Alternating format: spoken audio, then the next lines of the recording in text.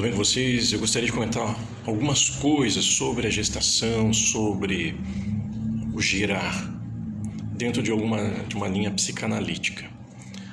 Bom, a gestação ela é envolvida por muitos afetos, muitas emoções, às vezes positivas, às vezes negativas, depende de onde essa mulher que gera se encontra. Depende do ambiente que ela está, do momento que ela está, dos desejos que existem dentro dela, o que ela projeta da vida, enfim, o lugar que ela está determina como vai ser essa gestação, como ela vai ver esse bebê, como ela vai receber a notícia de que está grávida, de que está gerando uma vida dentro de si. Porque esse bebê ele pode vir dentro de uma ideia prazerosa ou de uma ideia que vai quebrar os projetos de vida, as expectativas de vida. Por exemplo, ela pode ter planos de viajar ou de fazer uma faculdade e de repente ela se vê grávida. No primeiro momento, essa notícia vai ser negativa, porque vai quebrar os planos de vida. Ela vai promover uma mudança, vai convocar ela a mudar a rota, e isso gera uma angústia, isso gera uma ansiedade, isso gera uma tensão e gera uma negatividade. Querendo ou não, essa mulher pode, no primeiro momento, sim, rejeitar isso. Só que, dentro de um consenso social, ela pode reprimir isso. Por mais que ela diga, eu não quero estar grávida, por que esse bebê veio, por que isso aconteceu comigo exatamente nesse momento? Por mais que haja, então, esse pensamento negativo, se ela tiver uma mente mais rígida, repressiva, com um superego mais rígido, automaticamente ela vai negar esse pensamento, porque é inconcebível, inaceitável socialmente você rejeitar uma gravidez ou rejeitar um bebê, um feto que está nascendo de você. Então, existem vários fatores, ou ela pode, por exemplo, estar tentando engravidar há muito tempo e não consegue, e de repente ela recebe a notícia da gravidez e ela fica muito feliz e sente muito prazer nisso. O casal já está programando e, enfim, e essa notícia vai ser boa, porque já há uma programação. Mas muitos fatores envolvem essa questão da gestação. Não é simplesmente algo romântico, que coisa maravilhosa. Existe sim o prazer, mas existe o desprazer também, depende da situação, depende do contexto. Mas aqui eu gostaria de trazer algo relacionado ao prazer da gestação, dentro de uma linha psicanalítica. Houve, no começo do século XX, uma mulher chamada Margaret, e ela foi a primeira mulher que falou numa conferência psicanalítica, em 1911, e ela trouxe algumas questões sobre a gestação. E uma das questões é que esse prazer da maternidade, o prazer de sentir a maternidade, não está apenas associado ao narcisismo materno. E o que é o narcisismo materno? É aquele momento em que a mulher descobre que está grávida e é uma geradora de vida. E quando ela se descobre como geradora de vida, uma vida está sendo gerada aqui, ela se coloca psicamente, ou muitas vezes inconscientemente, na posição de deusa. Deus é aquela que gera a vida. E algumas vezes vai aparecer na fala, quando ela se porta para o filho, em relação ao filho, dizendo, fui eu que fiz. Ou seja, eu, deusa, eu que fiz. Então esse é um narcisismo materno. Mas Margaret vai dizer que esse narcisismo materno não é o único fator que produz o prazer materno. Ou seja, estou gerando algo, porque sou deusa, estou gerando. Mas existem outros fatores que o feto está lá dentro dessa mulher, produzindo estímulos prazerosos em regiões que eram intocáveis. E isso produz um tipo de prazer, falando aqui no campo psicológico. Existe um tipo de prazer nesses estímulos que o feto produz ao se mexer dentro dessa mulher. Pode ser chamado de excitações sexuais, mas não coloca essa palavra sexual exatamente no contexto contemporâneo, mas no sentido prazeroso ali. Algo está mexendo ali dentro, movendo lugares que nunca foram mexidos. Isso gera um tipo de excitação sobre a qual a mulher não tem o controle daquilo. Ela não tem controle, ela não pode parar aquilo. Ela não pode interromper, mesmo que ela queira, ela não pode interromper esse feto que se mexe ali. Isso, Pinheiro fala no seu artigo Reflexões sobre as bases do amor materno. E o mexer do feto então excita e produz um tipo de prazer estimulante. Outra questão é que o crescimento da barriga vai crescendo. Isso pode ser uma imagem representativa do falo, daquele objeto que tem a função de sanar as faltas existenciais. Isso é um prazer que vê aquilo crescendo. O falo, para os homens, pode ser o pênis, que é a ideia de potência.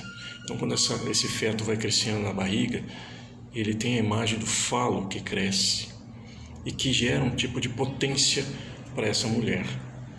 Ou seja, isso me dá potência na vida. Isso se torna prazeroso. Ainda mais mulheres que passaram por grandes necessidades e faltas existenciais, de amor, de ausência, de aceitação e acolhimento.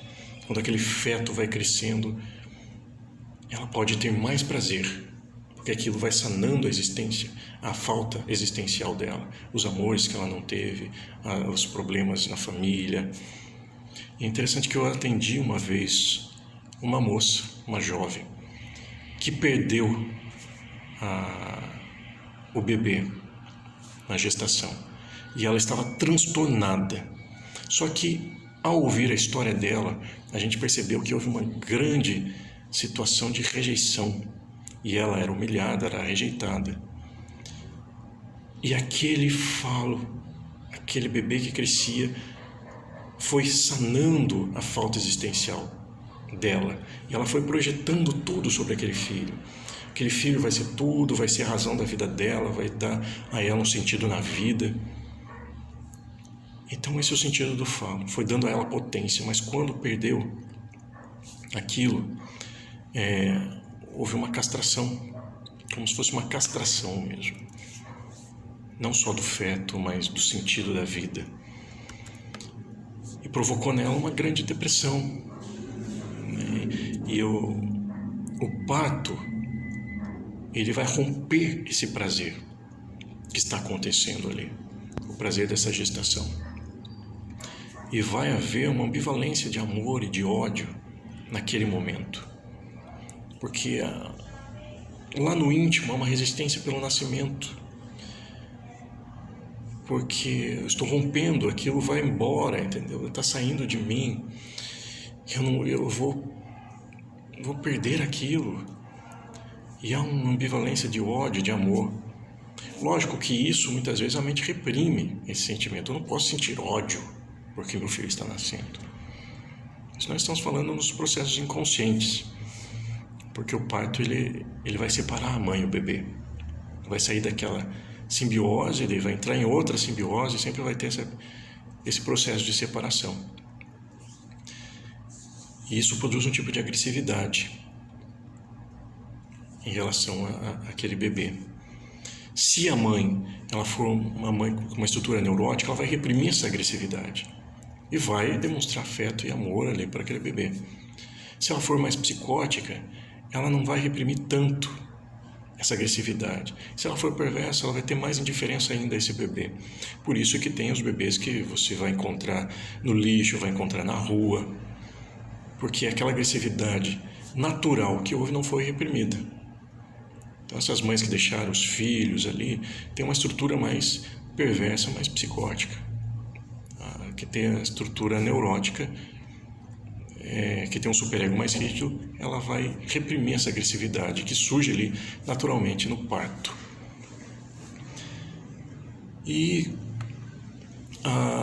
Então é possível pensar que essa resistência por parte da mulher ao deixar o filho nascer representa essa quebra do prazer e a quebra do ideal, porque na gestação há uma criação do ideal desse filho.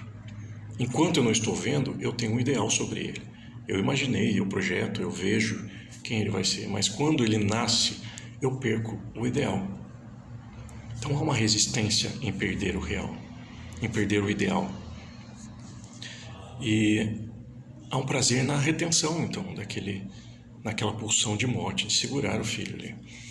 Mas a natureza sempre empurra o filho para frente, para a pulsão de vida. E nesse processo de quebra de prazer é que pode haver muitas vezes o processo da depressão pós-parto, né? O luto. Algumas mulheres passam por isso, pelo luto, pelo pós-parto, a depressão pós-parto. Porque às vezes tem tanto ideal sobre aquilo, tanto ideal sobre aquele feto que se tornou falo, a potência que vai sanar a sua falta existencial. E às vezes aquele parto rompe o ideal e traz a ela para uma consciência da realidade. E pode gerar então esse luto, esse processo da depressão pós-parto. Eu atendi uma mulher, por exemplo, que ela teve dificuldade para engravidar. Depois de tantas tentativas, ela engravidou. E o filho, ao nascer, ela teve uma depressão pós-parto. Porque ela tinha muito afeto em relação àquilo, aquele ideal. E aquele parto rompe algo. Só que depois, na criação do filho, ela continua segurando o filho, com medo de perdê-lo ainda. Então essas questões de gestações, da gestação, é envolvida por muitos fatores. E eu trouxe aqui um pouco dessa linha psicanalítica da Margaret, e que é muito interessante a gente pensar sobre isso também. Tá ok? Então, um abraço e até mais.